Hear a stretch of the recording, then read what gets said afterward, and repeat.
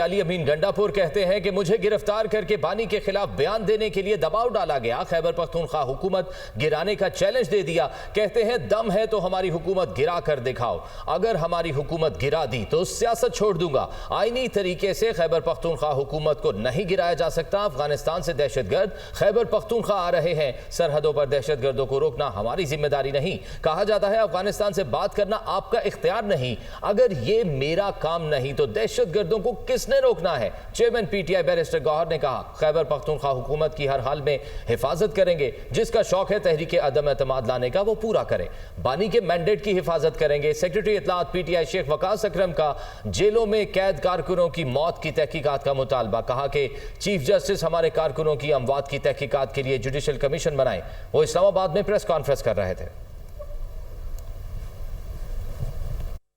جب مجھے اٹھایا گیا تو مجھ سے عمران خان کے خلاف ہی بیان دینے کے لیے ٹارچر کیا گیا، اور مجھے اس کے اوپر اتنے پورے پاکستان کے چکر لگوائے گئے کہ آپ عمران خان کے خلاف بیان دیں۔ میں کھلا چیلنج دے رہا ہوں کہ جتنا زور آپ نے لگانا ہے لگا لو، کہ اگر تم لوگوں نے سیاسی طور پر عمران خان کی یہ امانت مجھ سے گروا لی یا آپ نے اس حکومت کو ٹابل کر کے دکھا دیا تو میں سیاست چھوڑ دوں گا۔ اب تکڑے ہو جاؤ، ساری پارٹیاں بھی تکڑی ہو جاؤ۔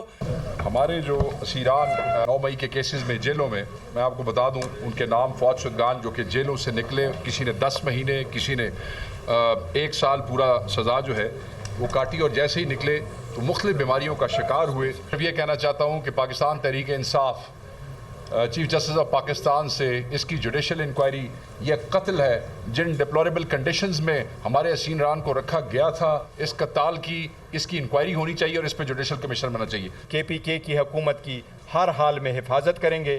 وہ لوگ جو نو کانفیڈنس لانا چاہتے ہیں ان کے پاس ایون وہ مطلوبہ تعداد نہیں ہے جس سے وہ ریزولوشن کو موو کر سکے۔ جس کا شوق ہے وہ پورا کرے۔ پاکستان تحریک انصاف نے کبھی کسی پولیٹیکل پارٹی کو یہ ریکویسٹ نہیں کی کہ پاکستان تحریک انصاف کی حکومت کے خلاف کانفیڈنس موشن نہ موو کرے۔